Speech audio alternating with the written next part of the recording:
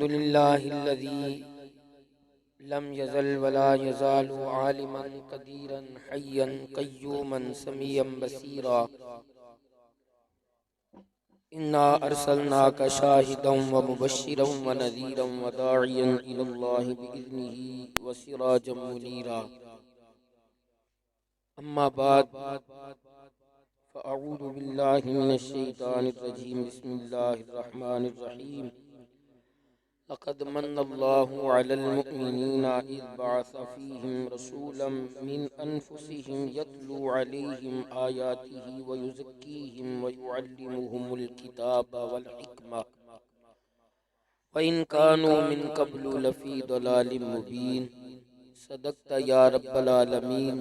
Rabbi शरह ली सदरी व यस्सिर ली अमरी वहलुल उक़दतम मिन लिसानी यफ़क़हू क़ौली। रब्बि ज़िदनी इल्मन व तवफ़्फ़नी मुस्लिमन व अल्हिक़नी बिस्सालिहीन। इन्नल्लाहा व मलाइकतहू युसल्लूना अलन नबी या अय्युहल्लज़ीना आमनू सल्लू अलैहि व सल्लिमू तस्लीमा। मोहब्बत व अक़ीदत व अदब व एहतराम से आका करीम की बारगाह में हदिया दुरूद व सलाम पढ़ लीजिए। अस्सलातु वस्सलाम।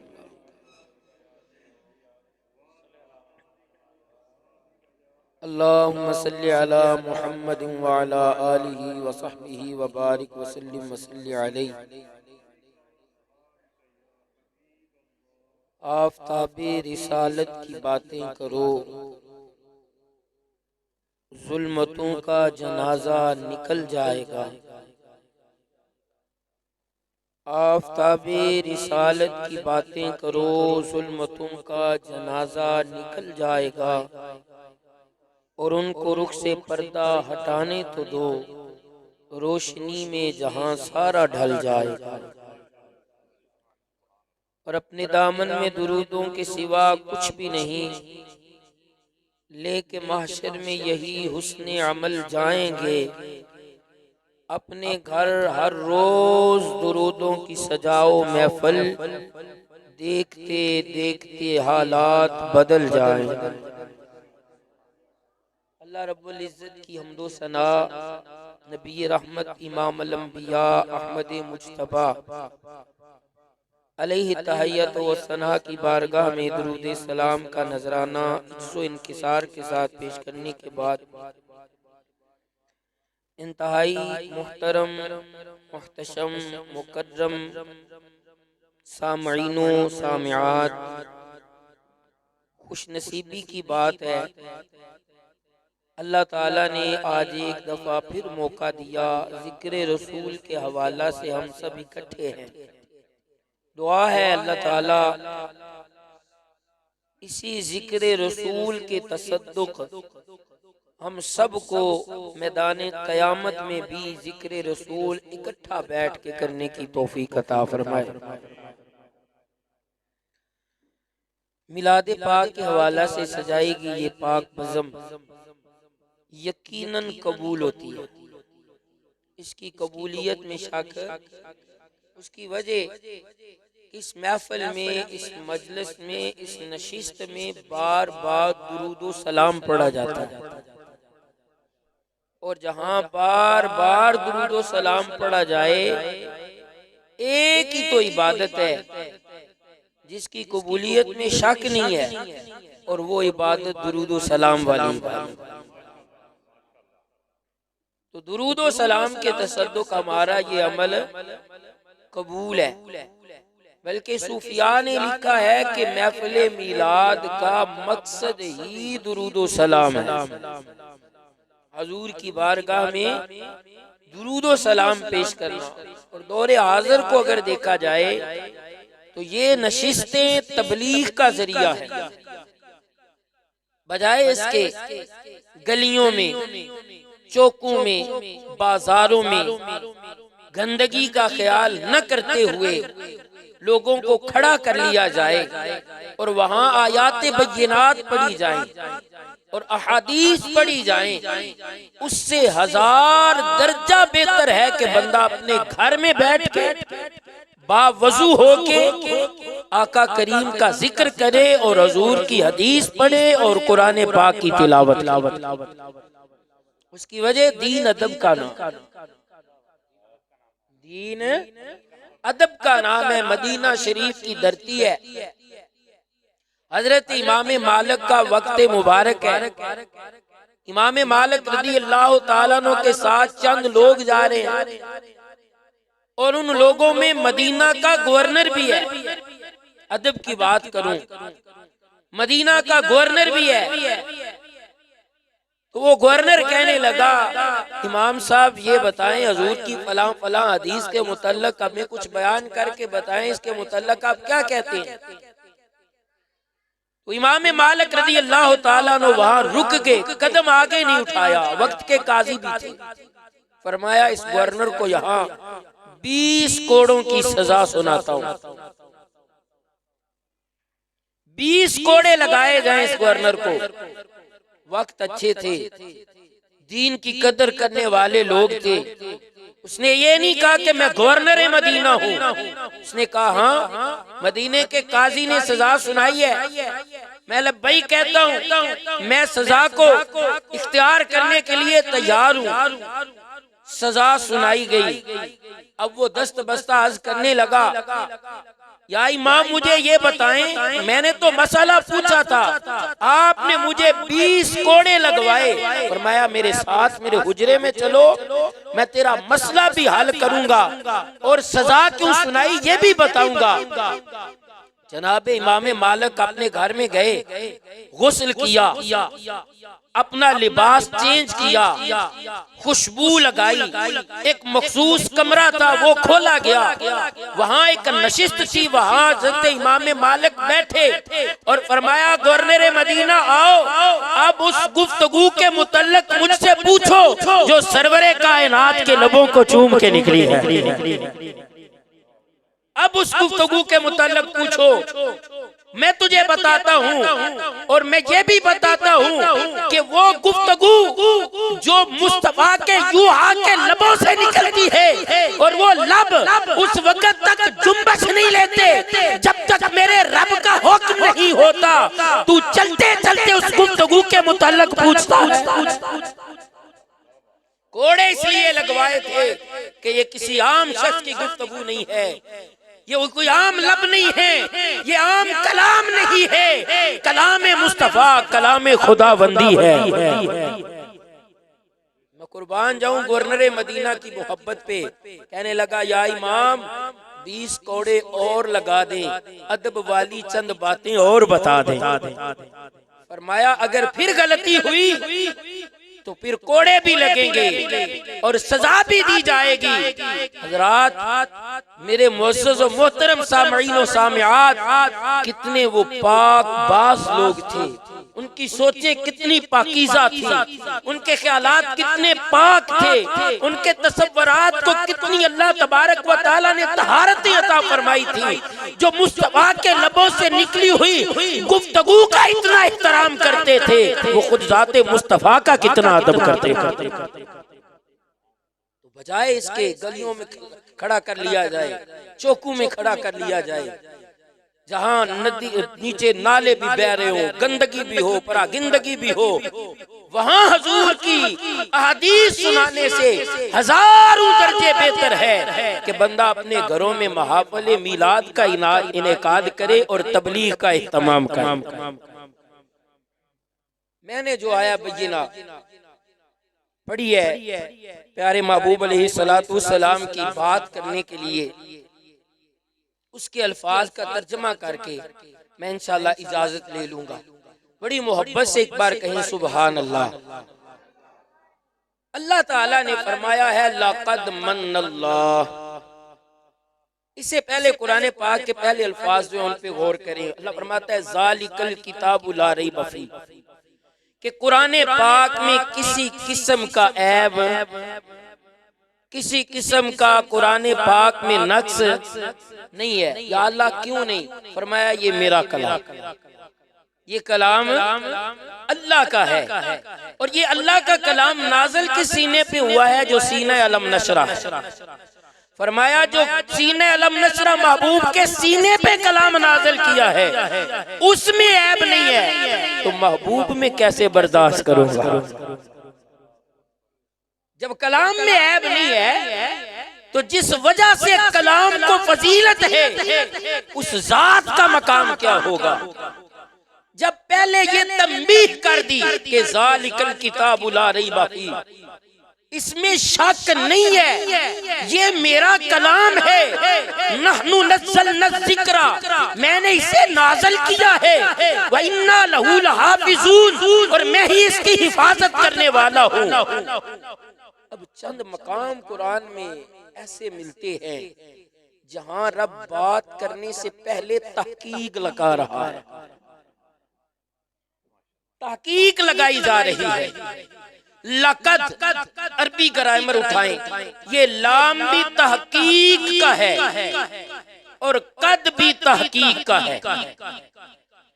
लाम भी तंबीह का है, कद भी तंबीह का है। तहकीकें हैं, दो तहकीकें। अच्छा, कुरान पाक के कुछ और मकाम पढ़े, फिर इस तहकीक का मजा आएगा कि रब ने किस मकाम पे लगाई और क्यों लगाई है, ये भी मैं अर्ज करूंगा। कुरान पाक में नमाज का जिक्र है मगर तहकीक, कुरान पाक में रोजे का जिक्र है तहकीक, कुरान पाक में हज का जिक्र है तहकीक, कुरान पाक में अमाल का जिक्र है, कहीं भी तहकीक नहीं लगाई। मैंने अर्ज की मौला नमाज तेरे लिए, रोजा तेरे लिए, ज़कात तेरे लिए, सदकात तेरे लिए, हज तेरे लिए, इबादतें तेरे लिए। हम किसी को माबूद नहीं मानते, वहदहू ला शरीक तू है। सजदा तेरी बारगाह में, न्याज़मंदी तेरी बारगाह में, झुकना तेरी बारगाह में। इतनी अहमियत के हामिल ये अमल और इनसे पहले कोई तहकीक नहीं। फरमाया तहकीक वहां लगाई जाती है जहां तनकीद का खदशा हो। तहकीक वहां तंबीह वहां की जाती है जहां तनकीद का। आपने कभी नहीं देखा होगा कोई बंदा नमाज के मामले में झगड़ रहा हो, यानी आपको कोई बंदा ऐसा नहीं मिलेगा जो ये कहे कि नमाज फर्ज नहीं है। हर तरह की सोच रखने वाला मुसलमान जी शऊर ये कहता है कि नमाज फर्ज है। नमाज अल्लाह सबको पढ़ने की तौफीक अता फरमाए। कोई नहीं ये कहेगा कि रोजा फर्ज नहीं है, ये भी कोई नहीं कहेगा कि हज फर्ज नहीं है, कोई नहीं कहेगा फला अमल वालिदैन की इज्जत करना न करना ये अपने बस की बात है। अल्लाह सबको वालिदैन की इज्जत की तौफीक अता फरमाए। अमल के बारे में कोई लड़ाई झगड़ा नहीं सुनेंगे। झगड़ा जब भी होगा कभी नूरानियत मुस्तफा पे, कभी इख्तियारात मुस्तफा पे, कभी अफ़आल मुस्तफा पे, कभी मीलाद मुस्तफा पे। तो कुरान पूरा मुताला करें, रब ने तहकीकें वहां लगाई है जब जहां जहां रब ने अपने महबूबों का जिक्र किया।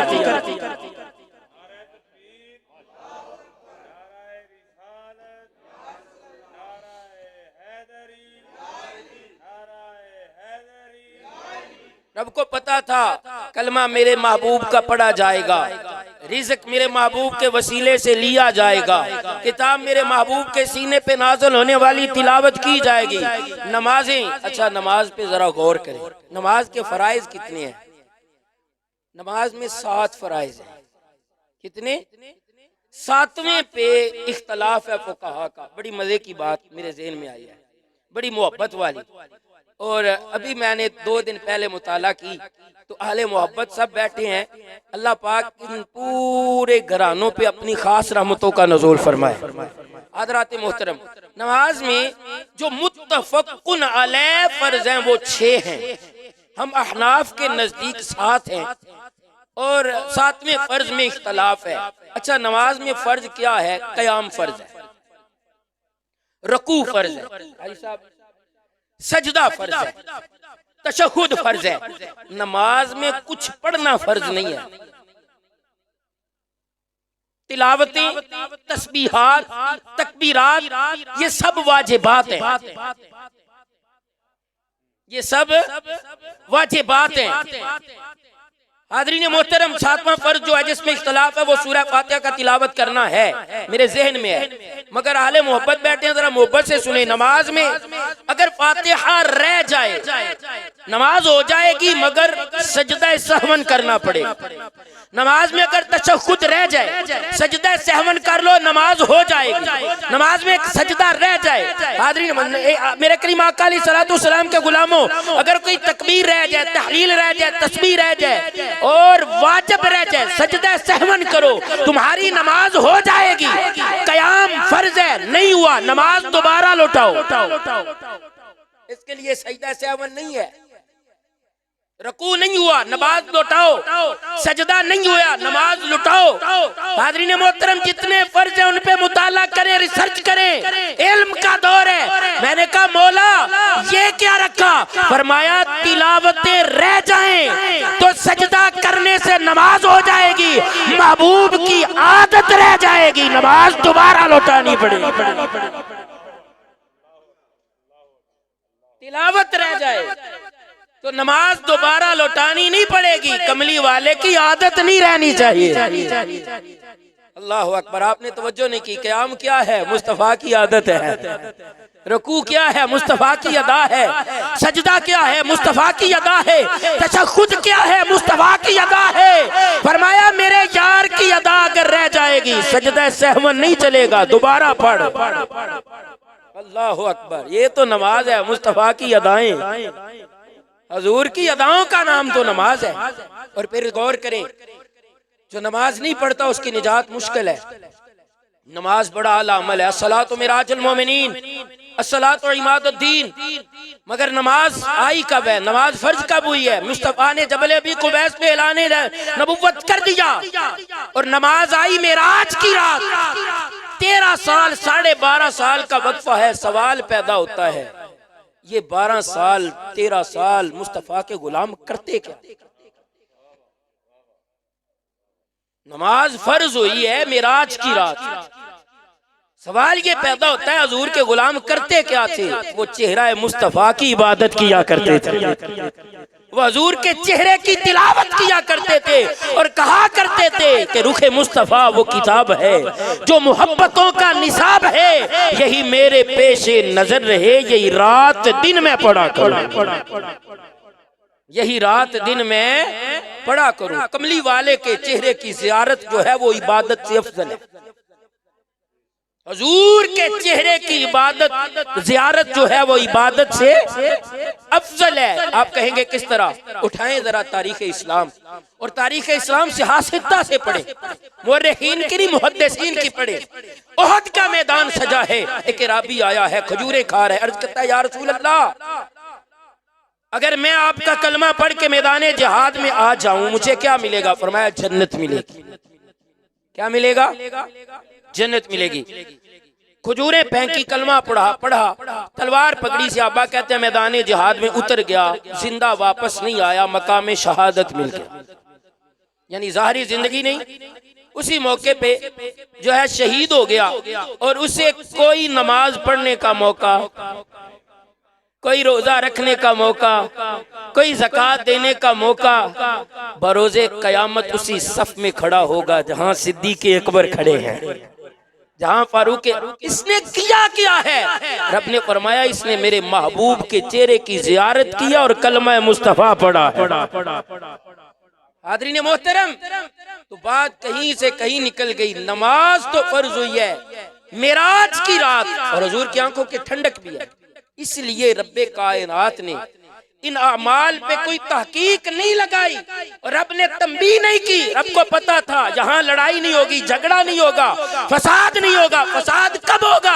जब इख्तियारात मुस्तफ़ा की बात आएगी, जब कमालात मुस्तफ़ा की बात आएगी, जब नूरानियत मुस्तफ़ा की बात आएगी, जब बशरियत मुस्तफ़ा की बात आएगी, जब मीलाद मुस्तफ़ा की बात आएगी। रब ने जहाँ जहाँ मीलाद का तज़किरा किया पहले तहकीक लगा दी और तहकीक लगा के ये साबित कर दिया, तुझे समझ आए न आए मान ले मेरा महबूब बड़ी शानों वाला है।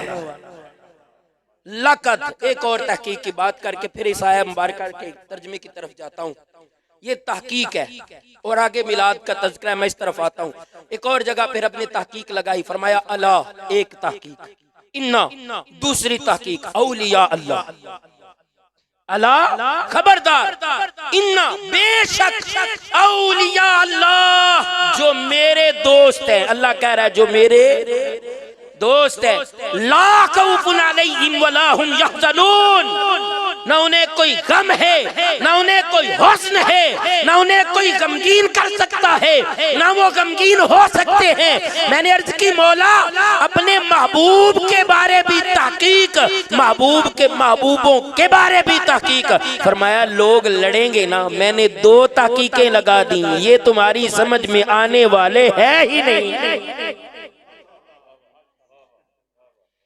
इसलिए 11वीं वाले या 12वीं वाले या मिलाद वाले या दाता साहब या ख्वाजा साहब या ख्वाजा नूरे मोहम्मद चुराई रहमतुल्लाह अलैह के मुतल्लक ये सोचना हमारे लिए जरूरी नहीं है कि आपने असाब मारा तो नूरी चश्मा किस तरह फूट पड़ा था। हाज़रीन मोहतरम, अल्लाह ने 2 तहकीकें लगाई है। उसकी वजह ये है मोजज़ा और करामत ये नबियों और वलियों के साथ रिलेटेड है, इनके साथ मुंसलिक है। मोजज़ा नबी की सिफ्त है, करामत वली की सिफ्त है। कहते हैं समझ नहीं आता ये कैसे हो गया। मैंने कहा भाई करामत होती वो है जो समझ में आए ना,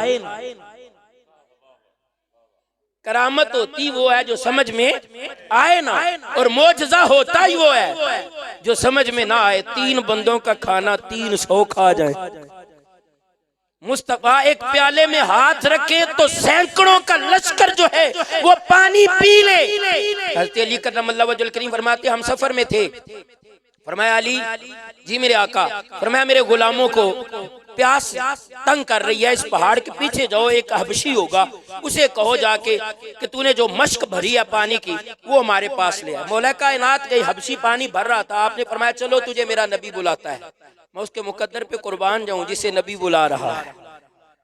हबशी ने मशक पकड़ी, हजूर की बारगाह में हाजिर हो गया। हजूर ने फरमाया भाई पानी हमें दे दो। अब वो मुस्तफा के चेहरे को देख रहा है, पानी दे रहा है। हजूर ने फरमाया भाई अपना हाथ मशक पे रख दिया और फरमाया ले लो, अपनी मशकें भी भर लो, बर्तन भी भर लो, ऊंटों को पिला लो, खुद भी पी लो, जितना चाहिए जमा भी कर लो।